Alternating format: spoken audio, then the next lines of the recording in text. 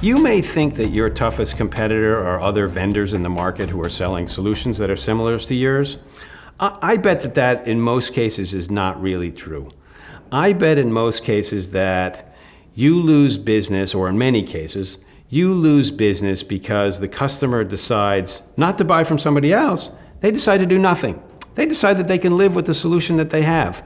Now, you know, and frankly, the customer knows that the solution they have now is suboptimal. It's probably some combination of Excel and Word and sticky notes and, paper and, a bunch of other things that make it inaccurate and inefficient and insecure and a whole bunch of other bad things. But the customer figures, look, this is at least good enough for me now.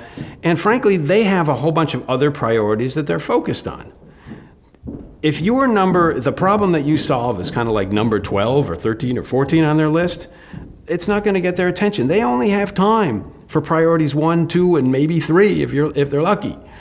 They're really busy. Think about this. In the SaaS market, oftentimes the decision maker is the person who's actually going to be using the product. So it's whoever it is, the sales manager or the HR administrator or someone in the finance department. It is not a person who is assigned full-time to evaluate and purchase solutions.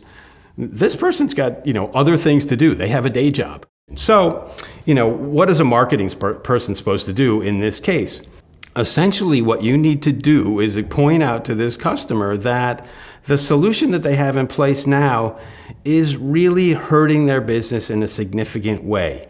That every day, every hour, every minute that they think it's good enough, that's time where they're, losing customers or not recruiting the best employees or wasting money or adding risk to their business. Something very bad is happening for every moment that they are not solving that particular problem. That's how you take this from, a not very important problem to an urgent problem. That's what you need to do to get attention.